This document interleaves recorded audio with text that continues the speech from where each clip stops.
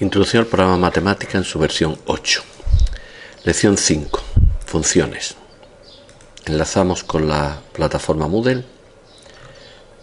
Vamos a buscar el curso de inicio al programa Matemática. Entramos como invitado y nos vamos a la lección 5. Los objetivos, pues presentar una introducción al tratamiento de las funciones mediante matemática, su definición, cálculo de límites, derivadas e integrales. Por lo tanto, veremos el siguiente programa, cómo se define una función, cómo se calculan límites, derivación y cálculo integral. Vamos a cargar el fichero de matemática y centramos el fichero y vamos a trabajar un poquito con este fichero. Para definir una función en matemáticas, por ejemplo, de una variable, hay que poner entre corchetes la variable con el símbolo subrayado. Una función de 3 variables sería así. Siempre es bueno poner el punto y coma detrás, puesto para que no ofrezca ningún output.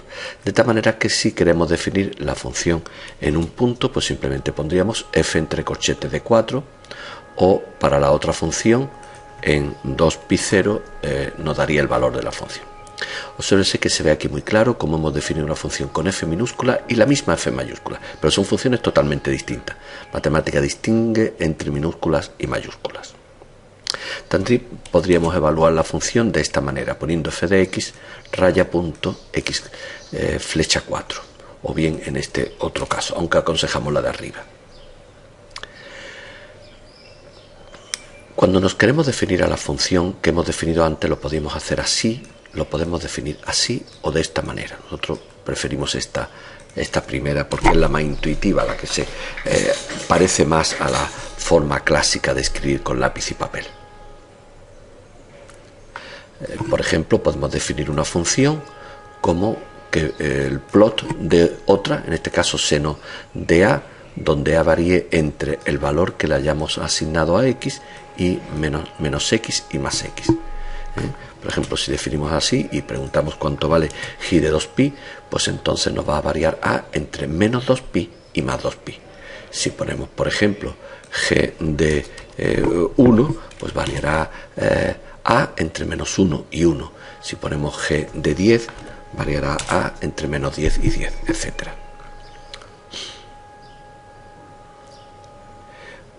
También podemos definir funciones a trozos. Por ejemplo, supongamos esta función que para valores de x menor o igual que 0 toma este valor y en caso contrario este otro. Podremos definirlo de dos formas. Una sería esta. Si definir una función en la que pongamos si x es menor o igual que 0 vale esto, efectivamente, y en caso contrario vale esto. Si la función if es bastante cómoda en su condición, tiene 3 argumentos.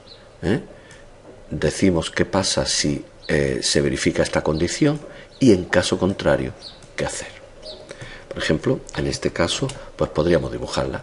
Si x es menor o igual que 0, pues la función es esta, y en caso contrario, es decir, para mayor que 0, la función es esta otra.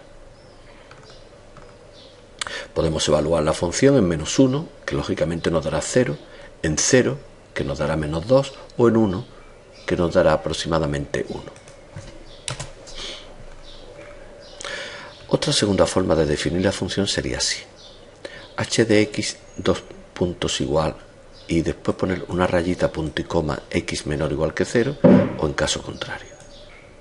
Aunque nosotros preferimos la anterior, creemos que es bastante más sencilla. La función limit te devuelve el límite de una función en un punto o límites laterales, como vamos a ver. Suponemos la función f de x igual a x al cubo cuando x tiende a 0, cuando x tiende a 2, cuando x tiende a infinito. Cuando una función está definida a trozos, por ejemplo, en este caso, pues cuando calculemos el límite en cualquier punto no va a haber problema, pero en el origen sí va a haber problemas. Por eso tenemos que hablar de límites laterales. Cuando hablamos límite por la izquierda, lo escribiremos de esta manera, dirección 1. Cuando hablemos de límite por la derecha, lo escribiremos de esta manera, dirección menos 1. De tal manera que vamos a observar que los límites no coinciden, evidentemente porque hay un punto de discontinuidad.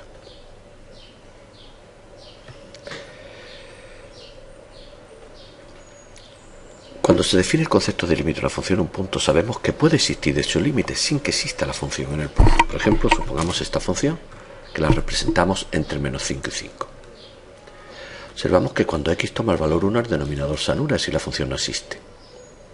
Y sin embargo, f de 1 nos va a dar indeterminado. Y sin embargo, el límite sí existe, porque existe tanto el límite por la izquierda como el límite por la derecha. Derivación de funciones. La función d calcula derivadas. Una función muy potente. Calcula la derivada de la función previamente definida respecto de la variable x. Si queremos derivarla 5 veces, es decir, la derivada de orden 5, pues lo escribiríamos así. Cuando las funciones son de una variable, podemos utilizar esta notación, que es bastante intuitiva, bastante cómoda y se utiliza derivada primera, derivada tercera. Por último, indicar que a la hora de trabajar con funciones, no hay por qué indicar entre corchetes la variable. Fíjense que aquí hemos definido como Pepe, le hemos llamado a esta función. Y ahora hemos derivado la función respecto de x, perfectamente. Podemos pintar la función, tiene el más mínimo problema. Podemos, por ejemplo, si hemos definido esta función de esta manera y hemos calculado el logaritmo de y, pues también podemos calcular la derivada respecto de x, que es el logaritmo de y. También podemos calcular la derivada de esta función de varias variables respecto de y 2 veces o respecto de x una vez, y nos dará la derivada de orden 3. Si hemos definido una función de 2 variables y posee un parámetro, matemática trabaja perfectamente con el parámetro. Por ejemplo, podemos calcular el gradiente, que es una función que está en mateco, y nos dará que va a depender de ese parámetro. Podemos calcular la matriciana sin problema. Y si es una función vectorial, por ejemplo, definida de esta manera, la función g, como formada por esas dos funciones escalares, la matriz jacobiana, que también está en mateco, pues nos va a devolver la matriz, como decimos, jacobiana de estas dos funciones escalares o de la función vectorial que compone las dos. Por último, matemática trabaja muy bien con cálculo integral. Con una pequeña detalle, podemos utilizar la función integrante o el símbolo que encontraremos en las paletas. Entonces, aquí calcula la integral de x al cubo respecto de x y aquí la calcula también, integrando respecto de x. Podemos también utilizarla perfectamente para calcular integrales impropias. Es decir, podemos calcular, por ejemplo, una integral impropia entre 1 e infinito, sin mayor problema, siguiendo la función integrante o bien mediante el símbolo.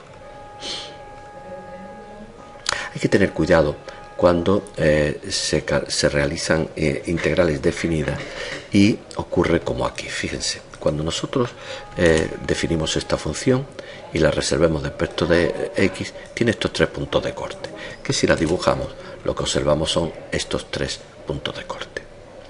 Cuando integramos, por ejemplo, entre 0 y cualquier valor de aquí, por ejemplo aquí lo vamos a hacer entre 0 y 8, pues hay que tener cuidado, porque si realizamos la integral así, directamente nos va a dar un valor negativo, cosa que no tiene sentido por el concepto de área. Y es que realmente matemática lo está haciendo mal, lo está haciendo mal, ya que tendríamos que primero determinar el valor absoluto de la integral entre 0 y 1, después integrar entre 0 y 2, después integrar entre 0 y 2, no, quiero decir entre 1 y 2, y por último integrar el valor absoluto de la integral entre 2 y 7, que sería más la integral entre 7 y 8. Entonces ya sí nos daría una integral, lógicamente, con un valor positivo, y no el valor negativo que diría que obtendría en matemáticas cuando le dijéramos directamente que calculase esta integral.